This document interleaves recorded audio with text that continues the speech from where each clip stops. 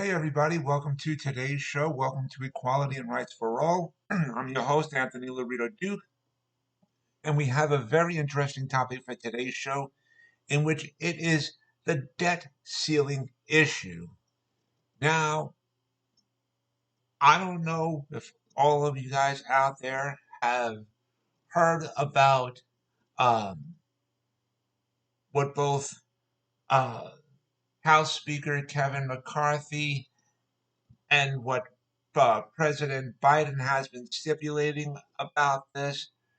Now, um, I think it was today that a House of Representatives have, well, it's the United States House of Representatives I'm talking about, have come up with a debt ceiling plan uh, that would actually cap future government spending. But they came up with this quote unquote plan um, to help deal with the debt ceiling issue. And um, the Republicans, the GOP, and the United States House of Representatives uh, have agreed to lift the limit by $1.5 trillion or until March 31st of 2024, but only if Democrats agree to host to unless if the Democrats agree to a host of other measures. Now, what are those? Some of those measures the Democrats disagree to, but then there are some measures that the Democrats would, of course, agree to. So the Democrats will agree to some of those demands, but then the Democrats will disagree to some of those demands. Now, here's the thing.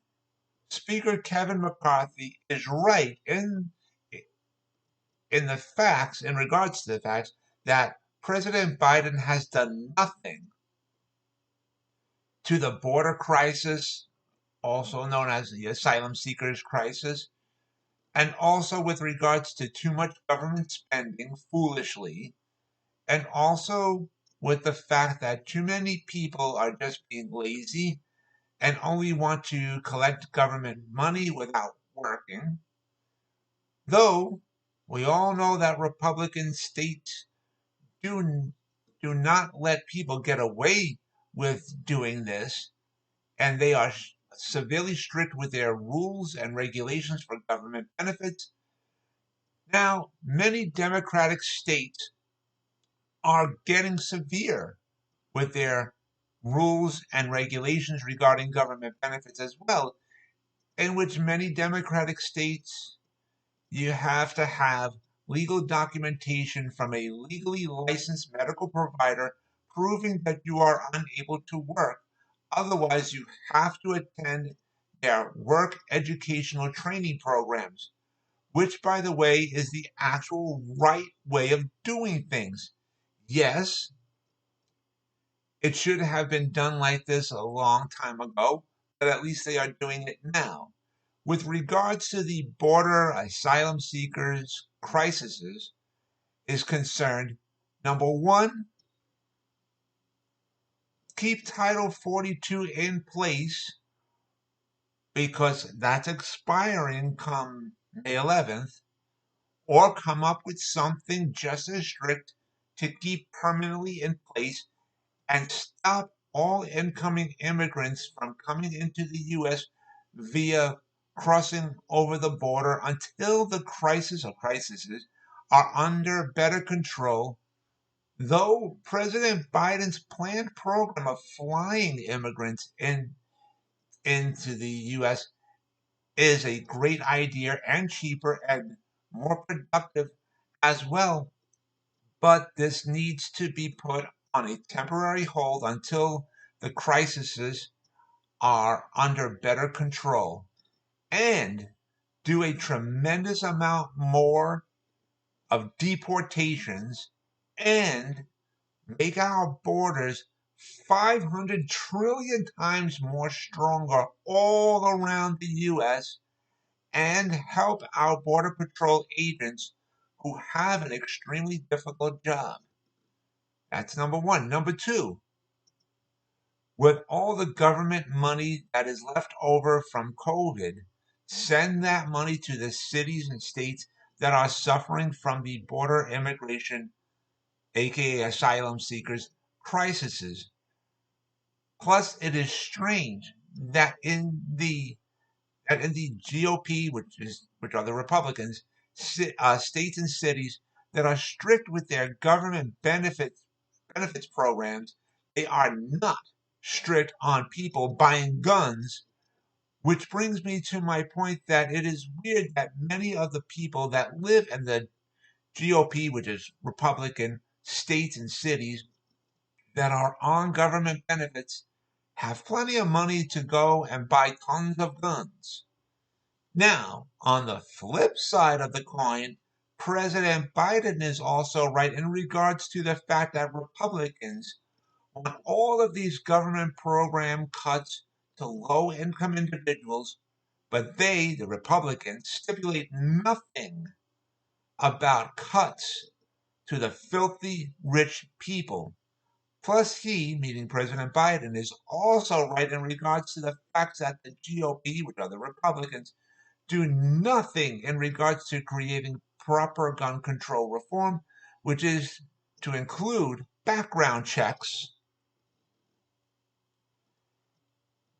And they, the Republicans, attack a woman's right to choose what is right for their own body. And the GOP, which are the Republicans, attack LGBT people, more so specifically towards the trans community. Plus, they, the Republicans, get rid of proper African American history being taught in schools, but yet the GOP, the Republicans, want the Bible to be taught in all public schools. So, um, you know, the discussions and the negotiations that need to go back and forth, uh, in regards to the debt ceiling issue need to start happening, because come late June, maybe July ish, towards that time, that's the time frame for the debt ceiling issue, because we don't want the United States to falter on uh, the debt and you know make the economy worse all around. And now people are saying that if the uh, U.S. falters on the debt ceiling issue, it's only President Biden's fault. No, no, it's not just his fault. It's all the elected officials' fault. The White House, the Senate, meaning the U.S. Senate, and the United States House of Representatives. It's all their fault. Now, yes, heads roll downhill, like the old saying goes, and people just put the blame on uh, just the president. No, you can't do that.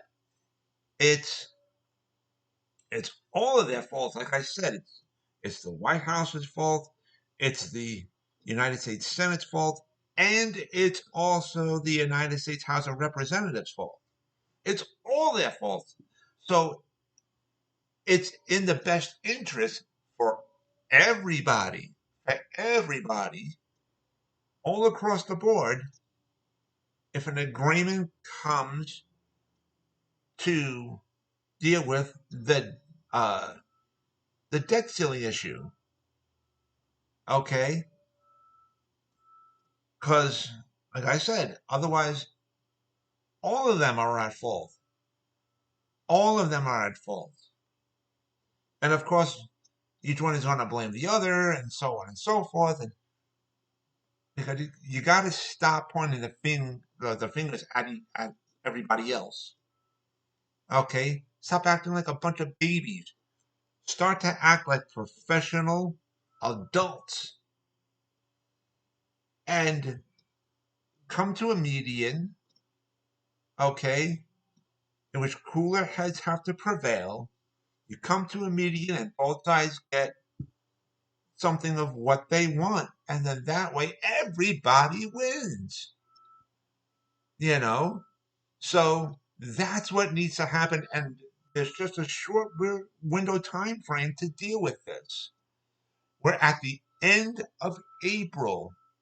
Today's already April 20th, ladies and gentlemen. At the end of April already. Okay? So now, like I said, we only have until like June, maybe July to get this done. You don't have a whole ton of time, you know.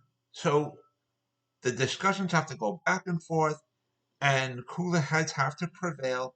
Negotiations have to be done. You know, of course, each house and each political party is going to have their say in what they want, and so on and so forth.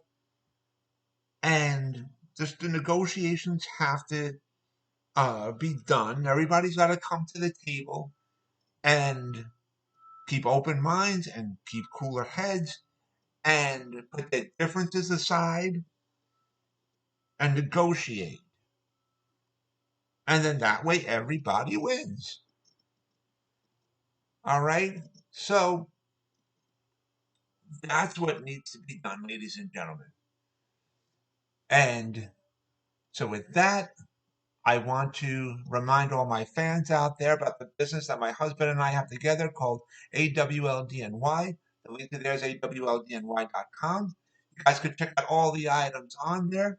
And I also wanted to remind all my fans out there about my other business, my other website that I have called Advocate Information Highway. And the link to there is AIHNY.com. Again, that is AIHNY.com. You guys can check out all the pages on there. And so with that, take care, everybody. Bye.